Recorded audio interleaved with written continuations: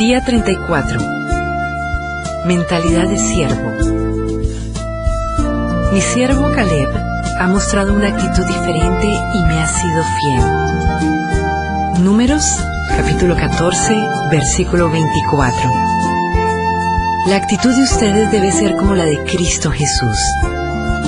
Filipenses, capítulo 2, versículo 5.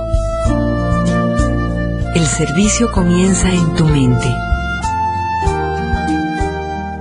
El servicio comienza en tu mente. Para ser un siervo se requiere un cambio de pensamiento y de actitudes. Dios está más interesado en por qué hacemos las cosas que en lo que hacemos. Las actitudes cuentan más que los hechos. El rey Amasías perdió el favor de Dios porque hizo lo correcto ante los ojos del Señor, aunque no de todo corazón. Los siervos sirven a Dios pensando en 5 actitudes. Primera, los siervos piensan más en otros que en sí mismos. Se enfocan en los demás, no en ellos mismos. Esto es verdadera humildad, no pensar menos de, sino pensar menos en nosotros mismos. Se olvidan de sí mismos. Pablo dijo, olvídense de ustedes mismos lo suficiente para que extiendan una mano ayudadora. Esto es lo que significa perder tu vida, olvidándote de ti mismo para servir a otros. Cuando dejamos de enfocarnos en nuestras propias necesidades, comenzamos a advertir las que yacen alrededor nuestro. Jesús se despojó de sí mismo tomando forma de siervo. ¿Cuándo fue la última vez que te olvidaste de ti mismo para beneficiar a alguien?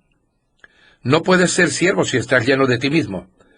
Solo cuando nos olvidamos de nosotros mismos, podemos hacer cosas que merezcan ser recordadas.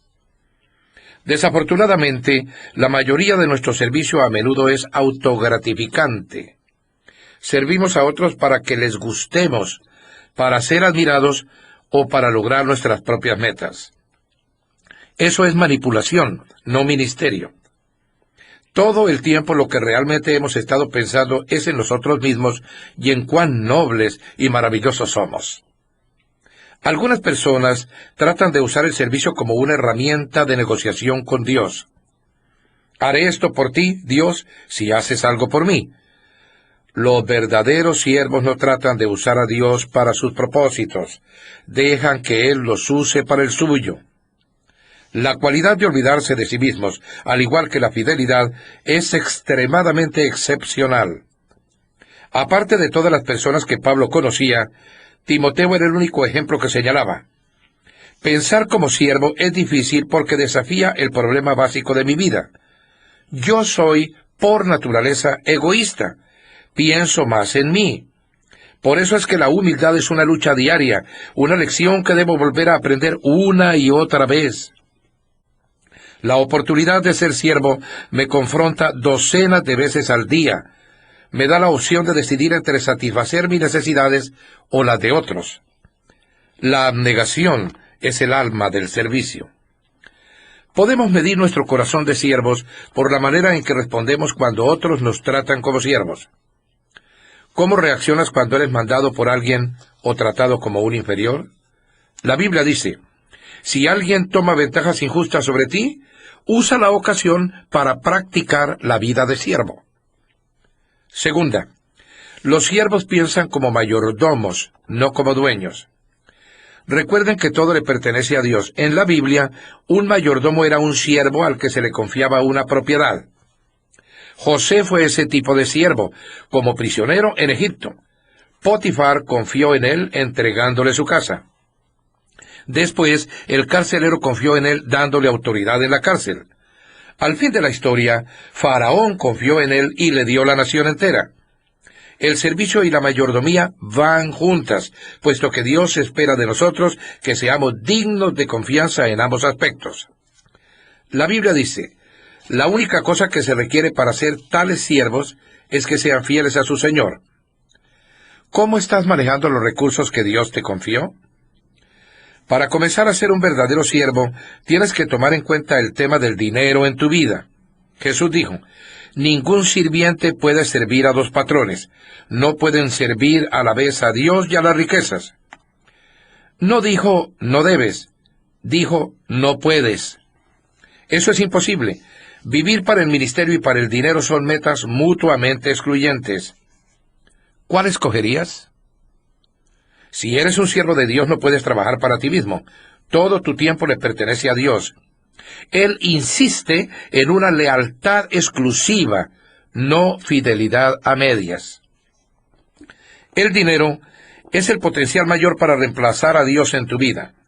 Más personas se alejan del servicio debido al materialismo que a cualquier otra cosa. Dicen, después de que cumpla mis metas financieras, voy a servir a Dios. Esa es una decisión necia que lamentarán por toda la eternidad. Cuando Jesús es tu Señor, el dinero te sirve. Pero si el dinero es tu Señor, te conviertes en esclavo de él. Ciertamente la riqueza no es un pecado, siempre y cuando la usemos para la gloria de Dios. Los siervos del Señor siempre están más conscientes del ministerio que del dinero. La Biblia es muy clara. Dios usa el dinero para probar tu fidelidad como siervo. Esta es la razón por la que Jesús habló más acerca del dinero que del cielo o del infierno. Él dijo, si ustedes no han sido honrados en el uso de las riquezas mundanas, ¿quién les confiará las verdaderas?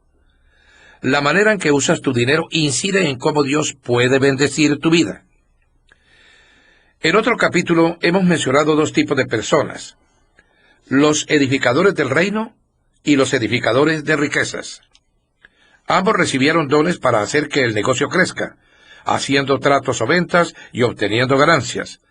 Los edificadores de riquezas continúan acumulando más tesoros para sí mismos sin importar cuánto hacen, pero los edificadores del reino cambian las reglas del juego. Persisten en hacer dinero, pero lo hacen para regalarlo. Usan las riquezas para financiar a la iglesia y la misión de Dios en el mundo.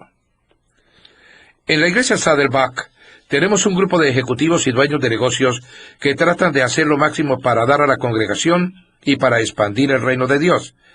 Así que te exhorto a que hables con tu pastor y comiences un grupo de edificadores del reino en tu iglesia. Tercera, los siervos piensan en su trabajo, no en lo que otros hacen.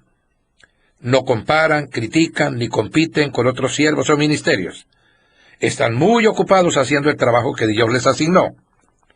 La competencia entre los siervos de Dios es ilógica por muchas razones. Todos estamos en el mismo equipo. Nuestra meta es complacer a Dios, no a nosotros mismos. Tenemos diferentes tareas y todos fuimos formados con cierta singularidad. Pablo dijo, no se comparen unos con otros como si uno de ustedes fuera mejor o peor que el otro. Tenemos mejores cosas que hacer en nuestras vidas. Cada uno de ustedes es un original. No hay lugar para celos mezquinos entre los siervos. Cuando estás ocupado en servir, no tienes tiempo para criticar. El tiempo que gastas en criticar a otros deberías usarlo para ministrar. Cuando Marta se quejó con Jesús de que María no la estaba ayudando con su trabajo, perdió su corazón de sierva. Los siervos verdaderos no se quejan de las injusticias, no viven lamentándose ni se resienten con quienes no están sirviendo. Solo confían en Dios y se mantienen sirviendo. No es nuestro trabajo evaluar a otros siervos del Señor. La Biblia dice, ¿quién eres tú para criticar al siervo de otro? El Señor decidirá si su siervo ha hecho lo correcto. Tampoco es nuestro trabajo defenderlo de la crítica.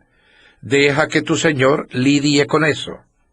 Sigue el ejemplo de Moisés, que mostró una verdadera humildad ante sus opositores. Como Nehemías, cuya respuesta a las críticas fue simple, estoy ocupado. Si bajara yo a reunirme con ustedes, la obra se vería interrumpida. Si sirves como Jesús, puedes esperar ser criticado. El mundo, aun las iglesias, no entiende lo que Dios valora en el servicio. Uno de los actos más hermosos de amor mostrado por Jesús fue criticado por sus discípulos. María tomó lo más valioso que tenía, un perfume costoso, y lo vertió sobre Jesús. A tan espléndido servicio los discípulos lo llamaron derroche. Sin embargo, Jesús lo llamó una obra hermosa. Y eso es lo que importa. Tu servicio por Cristo nunca es considerado como pérdida, aunque otros lo digan. Cuarta, los siervos basan su identidad en Cristo. Dado que ellos recuerdan que fueron amados y aceptados por gracia, los siervos no tienen que probar su mérito. Voluntariamente aceptan tareas que otras personas inseguras consideran inferiores. Uno de los ejemplos más conmovedores de servicio es la imagen misma que Jesús muestra cuando les lava los pies a los discípulos. Esto era equivalente a lo que hoy es un lustrador de calzado, un trabajo sin ningún prestigio. Sin embargo, Jesús sabía quién era Él, de manera que la tarea no amenazaba su propia imagen. La Biblia dice, Jesús sabía que el Padre había puesto todas las cosas bajo su dominio y que había salido de Dios ya Él volvía. Así que se levantó de la mesa, se quitó el manto y se ató una toalla a la cintura. Si piensas ser un siervo, debes tener muy definida tu identidad en Cristo. Solo las personas seguras pueden servir. Las inseguras siempre se preocupan de cómo pueden ser vistos por los demás. Temen manifestar sus debilidades y ocultan bajo mantos protectores su orgullo y pretensión. Mientras más inseguro seas, más quieres que te sirvan y más necesitarás aprobación. Henry Lewin dijo, para que seamos un servicio a otros, debemos morir por ellos. Eso significa que tenemos que dejar de medir nuestros significados y valores con la vara de medir de otros. Entonces comenzaremos a ser libres para ser misericordiosos. Cuando basas tu valor y tu identidad en tu relación con Cristo, te liberas de las expectativas de otros, y eso permite servir con lo mejor de ti. Los siervos no necesitan cubrir sus paredes con placas y premios para avalar su trabajo. No les interesa que se dirijan a ellos con títulos, ni les gusta cubrirse con ínfulas de superioridad. Los siervos hallan que los símbolos de estatus son innecesarios, y no miden su valor por sus logros. Pablo dijo, porque no es aprobado el que se recomienda a sí mismo, sino aquel a quien recomienda el Señor. Si alguien tuvo oportunidad de ser ostentoso debido a sus colecciones y personajes relacionados, fue Santiago, el medio hermano de Jesús. Él tuvo todas las credenciales de crecer con Jesús como su hermano. Sin embargo, en la introducción de su carta, simplemente se refiere a sí mismo como siervo de Dios y del Señor Jesucristo. Mientras más te acerques a Jesús, menos necesitarás promocionarte. Y quinta, los siervos piensan en el ministerio como una oportunidad, no como obligación. Disfrutan ayudando a la gente, supliendo sus necesidades, realizando su ministerio. Sirven al Señor con regocijo. ¿Por qué lo hacen con regocijo? Porque aman al Señor y están agradecidos por su favor. Saben que servir es el mejor uso que pueden darle a su vida y que Dios ha prometido recompensarlos. Jesús dijo, a quien me sirva, mi Padre lo honrará. Pablo, por su parte, afirmó, porque Dios no es injusto como para olvidarse de las obras y del amor que para su gloria ustedes han mostrado sirviendo a los santos, como lo siguen haciendo. Imagínate qué pasaría si solo el 10% de los cristianos en el mundo tomara en serio su rol como siervo. Imagínate todo lo bueno que podría hacerse. ¿Estarías dispuesto a ser una de esas personas? No importa la edad que tengas, Dios te usará si comienzas a actuar y pensar como un siervo. Albert Schweitzer dijo, las únicas personas realmente felices son aquellas que han aprendido a servir. Pensando en mi propósito, día 34. Punto de reflexión. Para ser siervo, debo pensar como siervo. Versículo para recordar. La actitud de ustedes debe ser como la de Cristo Jesús. Filipenses, capítulo 2, versículo 5. Pregunta para considerar. ¿Me preocupo más por ser servido que por servir a otros?